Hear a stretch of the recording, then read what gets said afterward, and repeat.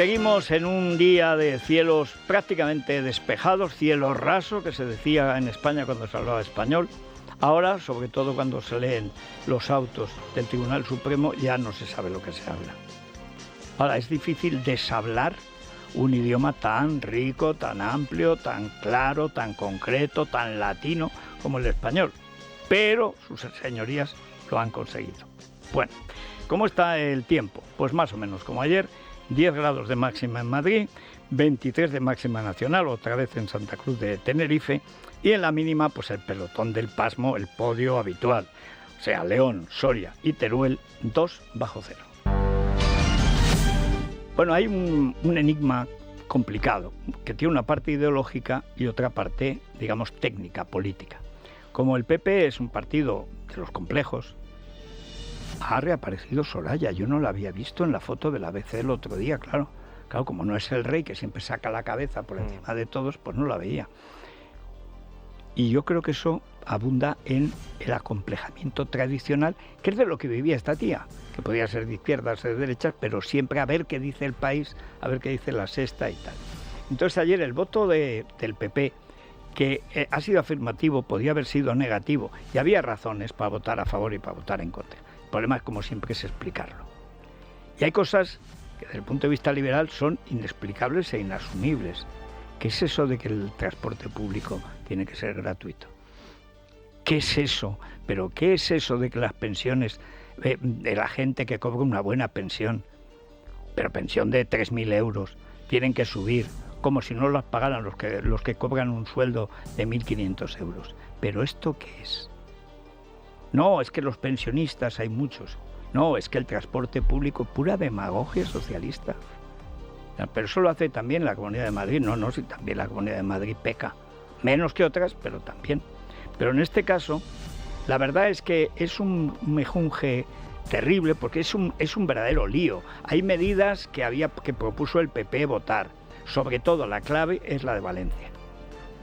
Pero luego, a la hora de explicar cómo cambiaron y metieron unas cosas, quitaron otras y han hecho una chapuza, pues a la hora de explicarse, Daniel, estuvo la cosa regular. Alberto Núñez Feijóo ha defendido el voto afirmativo del Partido Popular al nuevo decreto ómnibus, una decisión que divide a la cúpula y que el presidente tomó tras consultar a varios dirigentes de la formación, entre ellos varios presidentes autonómicos. El líder de la oposición ha justificado el cambio de opinión de su partido, alegando que ahora, al votar a favor de las pensiones, el transporte o las ayudas para Valencia, el Ejecutivo dejará de atacarles. Lo hacía este jueves en un acto dedicado a la vivienda que precede a la ley del suelo que presentan hoy. Los populares pretenden así pasar página de un viraje que ni mucho menos neutraliza las críticas de los ministros. Escuchamos a Feijóo, a Óscar López, a Elma Saiz y a Yolanda Díaz. Al Partido Socialista le encantaría que el PP le regalase el titular de que nos oponemos a las pensiones. Y como eso es mentira, no lo vamos a hacer. El señor Sánchez esperaba y deseaba que hiciésemos exactamente lo contrario de lo que vamos a hacer. Y, en consecuencia, también votaremos para no hacerle el juego a su demagogia. El señor Feijóo cada día me recuerda más al coyote del Correcaminos. ¿Recuerdan? Aquel que ponía trampas y caía siempre en ellas.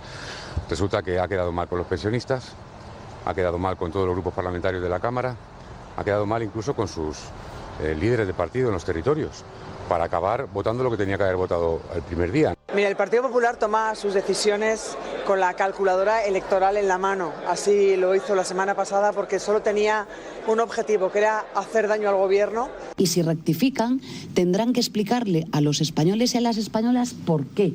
Sobre todo cuando hemos tenido conocimiento que ni siquiera esa medida estaba compartida por los varones del Partido Popular. Y los varones, sí, las narices. A decir las narices a Yolanda Díaz puede... Bueno, primero, sorpresa, una política del PSOE que dice la verdad. Elma Saiz dice que el PP actúa con la calculadora electoral en la mano. Muy cierto.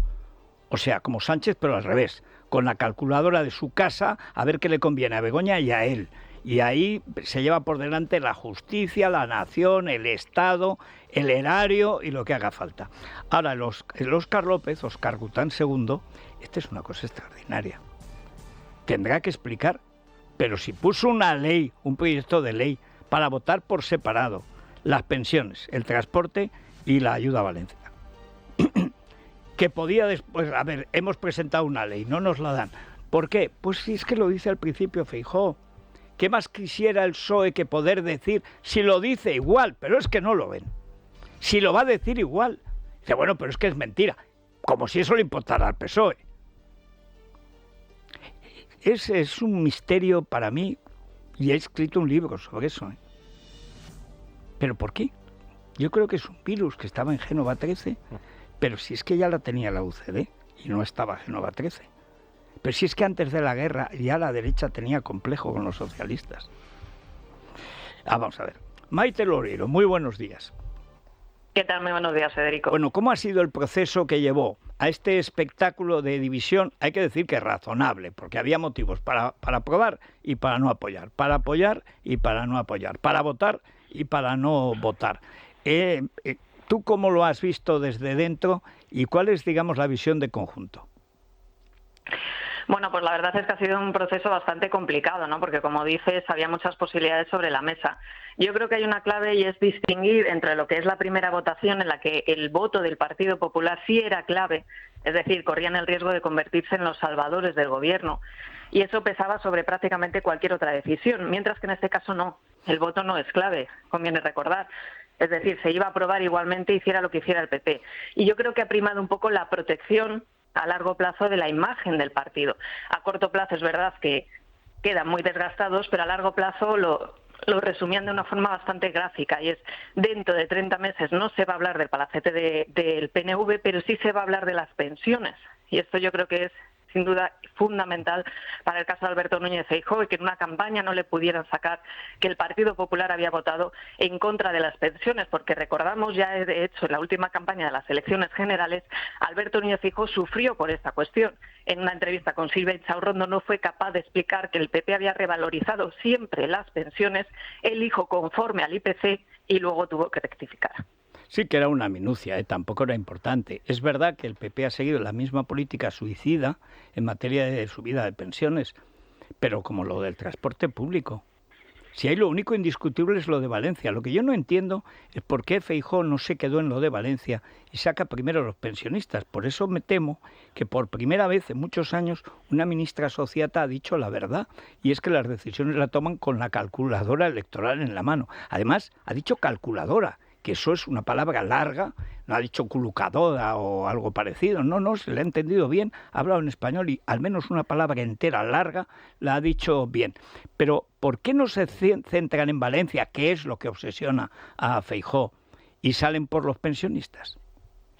Bueno, pues por lo que comentábamos, yo creo que era una batalla sobre todo, efectivamente, también de números, ¿no? Al final los pensionistas son uno de los gruesos electorales y caladeros de votos del bipartidismo, del Partido Popular y del Partido Socialista. Como decimos, pesa mucho en el ánimo del propio Alberto Núñez Feijóo lo ocurrido ya en la campaña de las elecciones anteriores, y sobre todo ese argumento que le facilitaban al gobierno de cara a una próxima campaña electoral, de no poder reprochar a Pedro Sánchez haber votado a favor de congelar las pensiones, que es uno de los argumentos recurrentes que utilizaban, y sin embargo sí poder estar en disposición el Partido Socialista de reprochar al Partido Popular que no quisieron apoyar una revalorización de las pensiones por primera vez, porque recordamos que presumen desde la formación de Feijóo de siempre haber revalorizado las pensiones, de nunca haberlas congelado. Y yo creo que es un poco lo que se tuvo en cuenta en una división del partido, como decíais, efectivamente, que se produjo a la hora de tomar esta decisión, de un poco la parte más pragmática, podríamos decir, con la un poco más ideologizada, ¿no? De dar la batalla permanentemente frente a Pedro Sánchez, ¿no? De hacer esa oposición más contundente, más firme frente a una política, pues como ocurre muchas veces en algunos sectores del Partido Popular, que prima el pragmatismo, ¿no? Frente a esa batalla cultural. Bueno, es que estos no dan una batalla, esto es como los generales venezolanos, que dicen los colombianos, sus rivales: un general venezolano antes morirá de parto que en el campo de batalla. Los otros tienen otra idea, ahora se dedican al narcotráfico, o sea que algo de eso hay. Pero al final, Maite, lo que estamos en lo de siempre, ¿qué dirá la izquierda? Di lo que tengas que decir. Pues sí.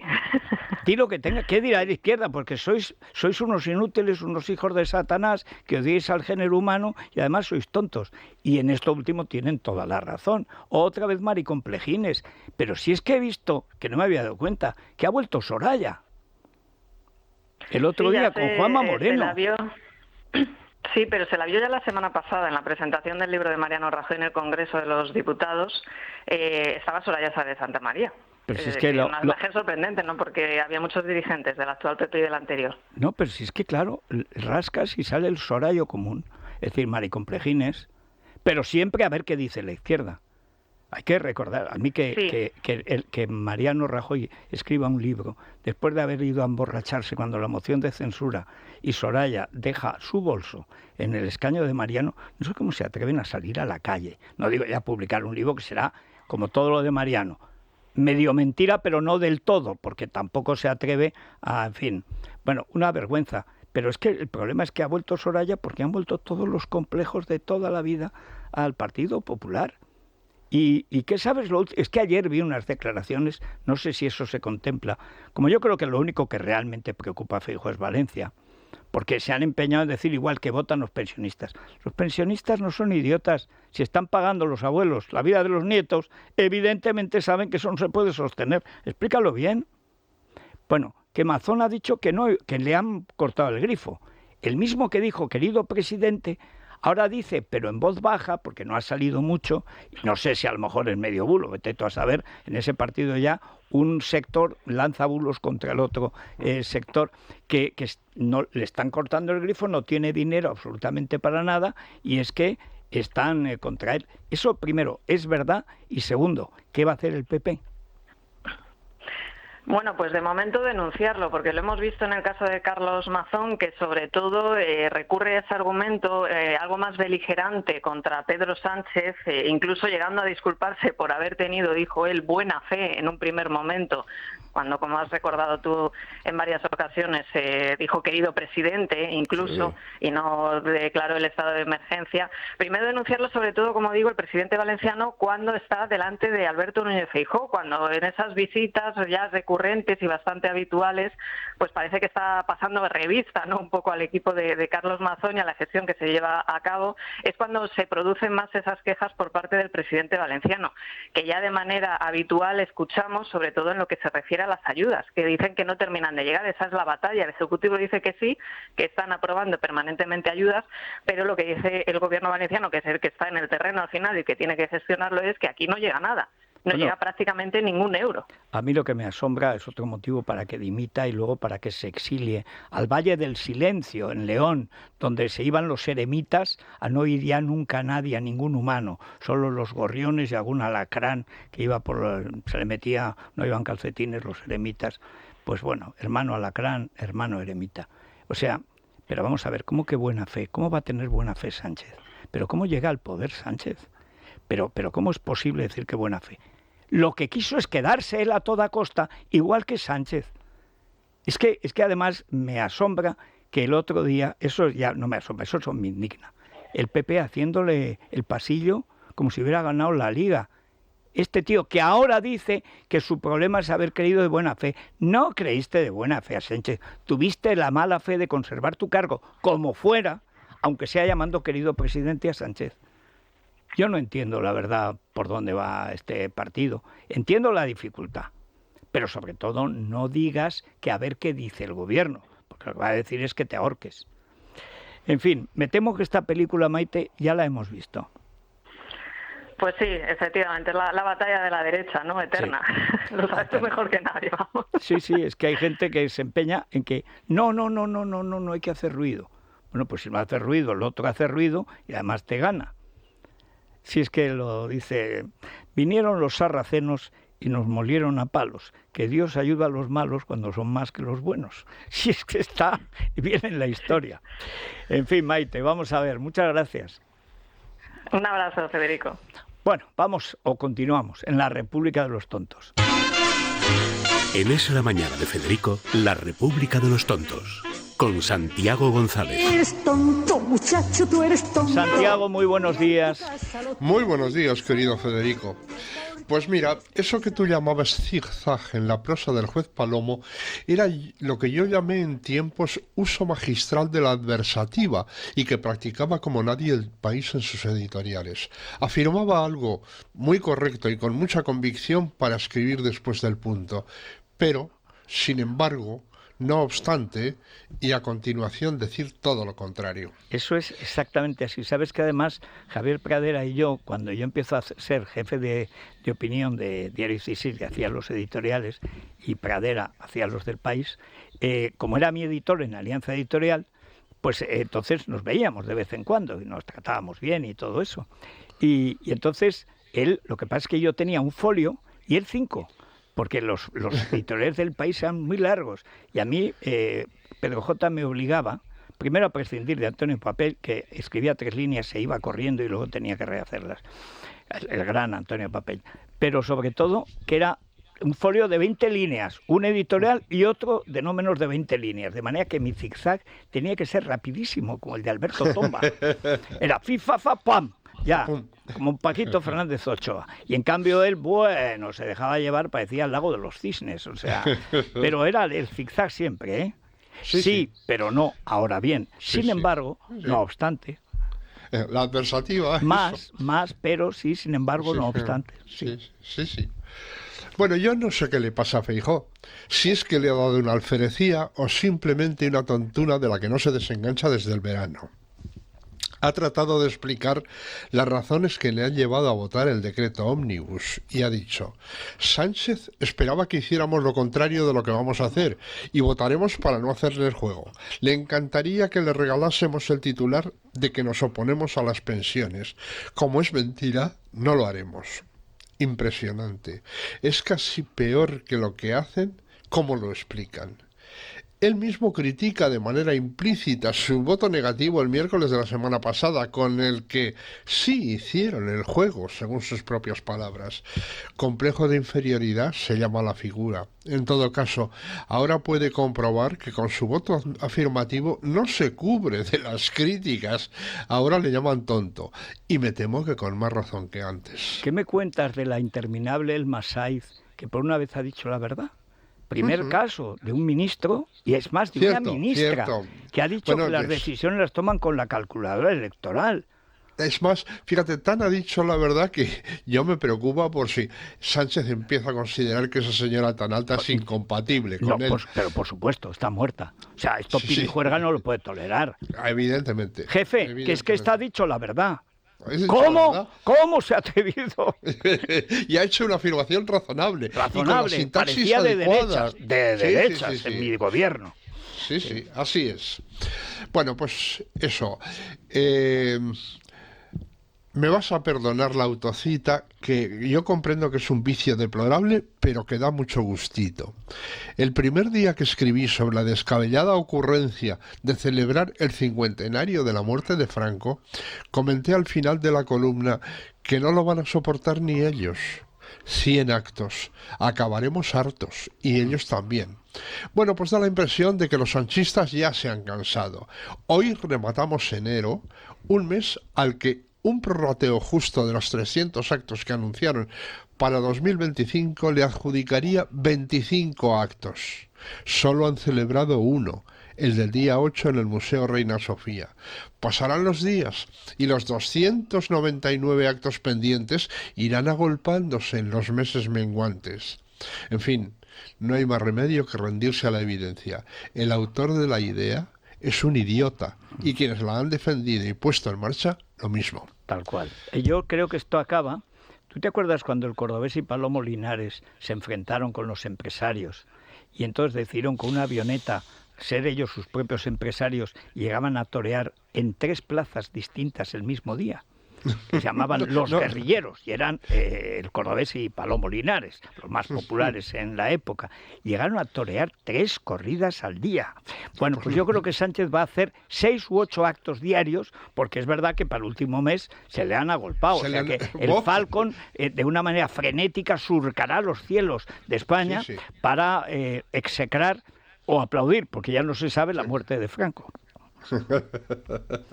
Así es. Que no de la dictadura, por cierto. Navajita Platea, en el registro Reyes Maroto, brillaba el miércoles en su comparecencia ante el Senado delante de la comisión que investiga la trama Coldo.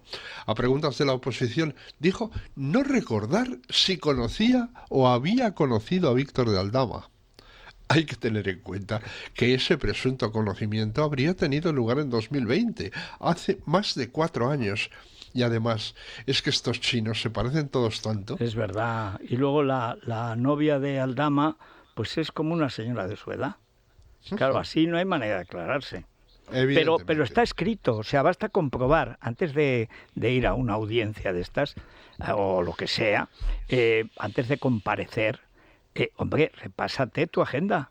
Pero si eras ministra, luego tienes la agenda al minuto. Claro, lo sabe perfectamente. La conoce perfectamente, pero si volaba con Begoña, que nos hemos enterado ahora. ¿Y cómo no se va a acordar del señor de la pasta? Pero hombre, es que es tontería, por favor. Bueno, pues a propósito del famoso escudo social y el decreto que lo sostiene, Froilán I de España argumentaba: todavía nadie ha conseguido explicarme con ningún argumento medio coherente que estamos en un momento económico extraordinario, palabras textuales de Pedro Sánchez, pero que la gente necesita un descuento de 30 euros al mes en transporte para llegar a fin de mes, que cada mes aumente el número de solicitudes de renta mínima o que cada vez más gente tenga que compartir piso porque con su salario no les da para alquilar o comprar uno. Pues sí. Fernando Navarro volvía sobre la comparanza entre Sabino y Luther King que hizo la secretaria de la ejecutiva del PNV y por añadidura pareja de Antonio Ortúzar. Y... Oye, perdona, es que no me has hablado del cianuro, que estoy esperando a ver qué se llegamos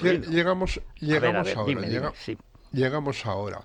Bueno, pues Fernando Navarro volvía sobre la comparanza, estaba diciendo, entre Sabino y Luther King, que hizo la secretaria de la ejecutiva del PNV, que por añadidura es pareja de Antonio Ortúzar. Ah, amigo. Que es ahora el hijo de Luther King. Sí, señor. Y encontraba lo que yo creo que es el quid de la cuestión. Sí. Es que ambos tuvieron un sueño, argumentó la presentadora. Sí, que no me comparen con un negro, habría respondido probablemente Sabino. Claro, ¿te acuerdas cuando decía Arzallus?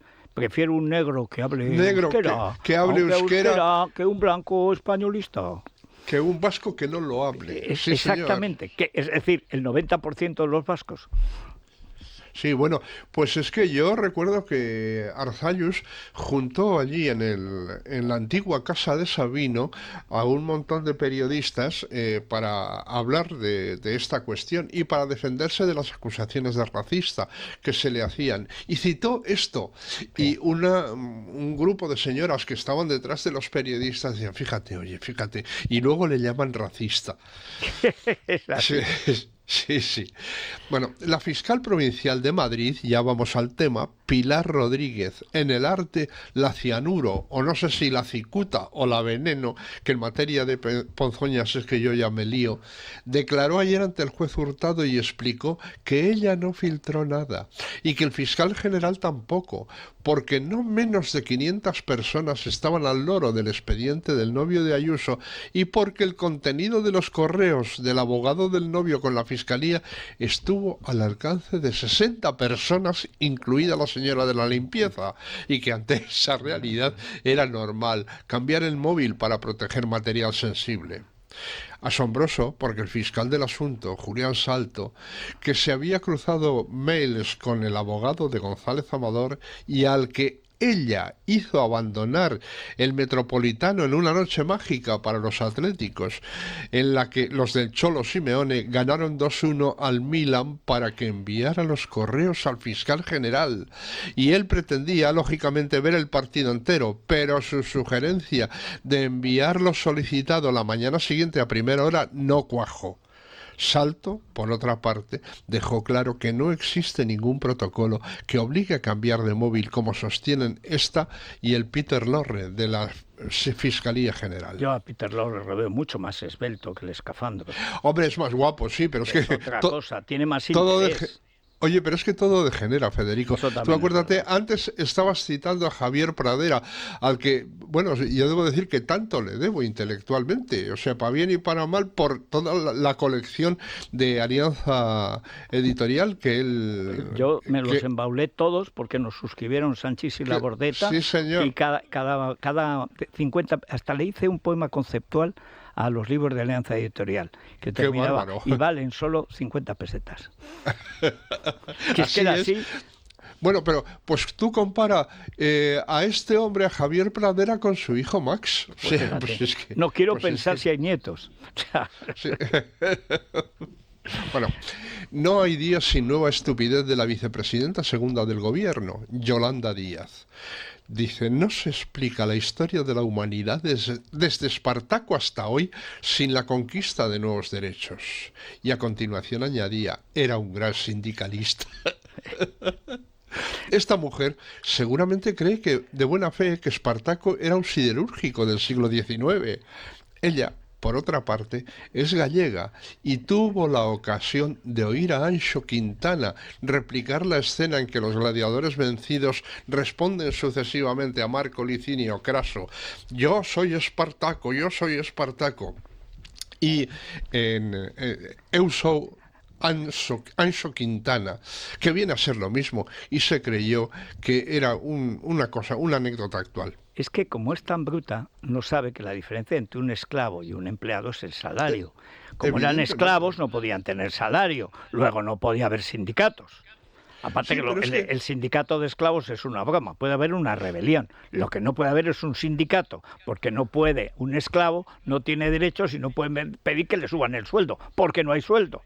Qué bruta es esta. Pero es que fíjate si es bruta, que no conoce ni siquiera los rudimentos del marxismo, del materialismo histórico, porque allí aprendimos a distinguir que no era lo mismo el modo de producción esclavista que el modo de producción feudal, que el modo de producción capitalista y al que seguiría después de manera natural por la lógica de los hechos, la lucha de clases y etcétera, el modo de producción socialista. Bueno, pues sin olvidar, da igual. Sin olvidar el modo de producción asiático, que era un arcano incomprensible hasta para Marx y Engels, porque no se sabe muy bien en qué consistía.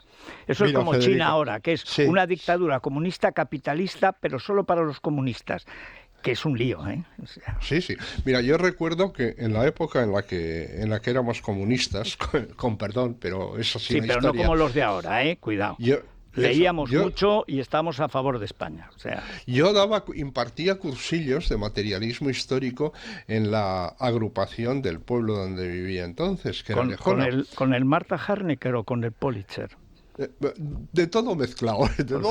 Yo me acuso, lo he contado en un libro, de haber hecho un curso en Canserra, pueblo, un barrio obrero, un curso sobre materialismo con el libro de Marta Harnecker, que eso fue una agresión a la clase obrera de la que me arrepiento. Sí. Es verdad que la clase obrera dejó de ir al curso prácticamente a las 2 semanas y al final quedábamos en el bar, tomábamos unas copas y había unas obreritas muy monas y como éramos críos, pues mira, lo pasábamos. No funcionó, la toma de conciencia de clase no tuvo mucho éxito, ¿no?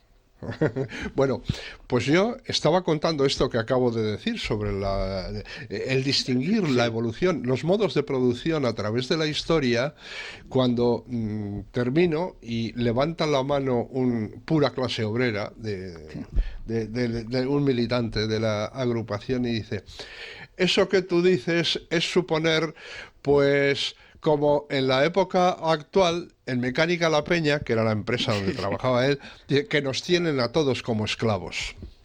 Mira. Pues tócate el agua, Manolo. Se empieza simplificando y se acaba. Pues a este extremo ha llegado la pobre Yolanda Díaz. Pobrecilla. Bueno, muchas gracias, Santi. Hasta la semana que viene. Hasta la semana que viene, que será ya otra semana. ¿Y otro mes? Y a lo mejor hay incluso más ministras que, aunque sea brevemente, dicen la verdad. No digo una verdad. Oye, pero ya es mucho. En fin, muchas gracias. Y si con estas heladas que vuelven. Hay un día en mi pueblo que es fantástico. Máxima 0 grados, mínima 3 bajo cero. Pero es que la máxima no pasa de 4 con toda la semana que viene y la mínima pues está Lo normal es 0,1 grado de máxima.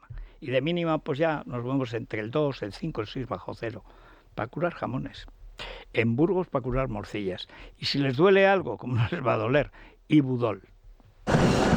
A esos dolores que aparecen después de una buena carrera, ni agua. Ibudol, el primer ibuprofeno bebible en stick pack para aliviar el dolor leve o moderado. También en comprimidos. Medicamentos sin receta para adultos y niños a partir de 12 años. Al dolor, ni agua. Ibudol. Tenía que ser de Kern Pharma. Lee las instrucciones de este medicamento y consulta al farmacéutico. Es la mañana de Federico, con Federico Jiménez Los Santos. Bueno, recordemos, en Madrid, pero solo en Madrid, Tranquiler. Tiempo al tiempo, Federico. Sí, hombre, después de ver a nuestra heroína, que es la que aprovechó los 6 días sin ley para hacer la justicia y dijo, yo no soy un escudo social.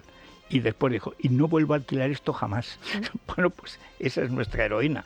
En Madrid no hay ese problema. No, tenemos la agencia negociadora del alquiler que se ocupa de todo, de buscar a los mejores inquilinos, de gestionar completamente los alquileres, haciendo la vida mucho más fácil y segura a los propietarios. No tienen que ocuparse de nada, ni siquiera de conocerles. Es que esto me parece maravilloso. Ideal. Ya solamente por esto merece la pena. Va a ser directamente además la agencia negociadora del alquiler quien pague puntualmente a los propietarios las rentas de sus alquileres. A partir de ahora, dormir todos tranquilos con el Tranquiler de la agencia negociadora del alquiler, que tiene un teléfono de información que es gratuito, 920 20 11, 920 20 11. Bueno, hoy he reunido a aquel animal mitológico televisivo llamado Maruinda. ¿Cómo olvidar? Claro, pues hoy viene Maruinda, o sea, Maruenda y Eduardo Inda. Una tertulia. Y además en la tertulia. Y anda, que después de la cianuro, claro, la veneno ya está cogida, de esto que decía y tal. Pero en cambio, doña Cicuta, no. Pues existió don Cicuta, que era el tacañón del 1, 2, 3, pero no había doña, porque las hermanas Hurtado no eran cicutas. Entonces doña Cicuta tampoco está mal. La cianuro o doña Cicuta, si lo ascendemos de nivel, qué numerito de... qué escandalazos son. Qué manera de echar los balones fuera y salpicar hasta el personal de limpieza de la Fiscalía. No hay medida. Con un pequeño problema, que es que ¿para qué si no tenían contacto en la Moncloa? ¿Para qué iba a querer? Nadie sabía que era un tal González Amador y por lo tanto a la Moncloa no le podían contar nada. La señora de la Moncloa a lo mejor tiene un retrato de Begoña y le clava alfileres. O sea, vete tú a saber. Pero ella a liarla. Hay muchos asuntos, Federico, porque, por ejemplo, sobre cuestiones como esta, no le podemos preguntar los periodistas libremente al presidente del gobierno y a lo mejor debería tomar nota de los pasos que está empezando a dar el gobierno de Donald Trump en Estados Unidos, que va a permitir acceder a los instagramers, bloggers, influencers, podcaster, a todos. Ya lo ha hecho. El primer día, la primera rueda de prensa fue con todos los corresponsales extranjeros, mientras firmaba 100 órdenes ejecutivas, 45 minutos sin tener que pedir la palabra. Se iban turnando sobre la marcha. ¿Y cómo repartió? Cuando le dijo a Landete que es que España era de los BRICS. Pues claro que es de los BRICS. Bueno, pues queremos preguntar hoy a los oyentes, tanto a los que nos siguen o participan a través del audio WhatsApp 648 91 92 60, como en Instagram, @eslamana de FJL, si consideran que esta posibilidad que está dando a los influencers Trump es buena idea, si debería hacer España lo mismo, si lo consideran de algún modo intrusismo en el mundo profesional de la información o si por el contrario es un avance hacia la libertad de información para que todos podamos acceder a hacer preguntas a este gobierno. Bueno, pues 648 91 92 60 @eslamana de FJL. A la tertulia. Es la mañana. Es radio.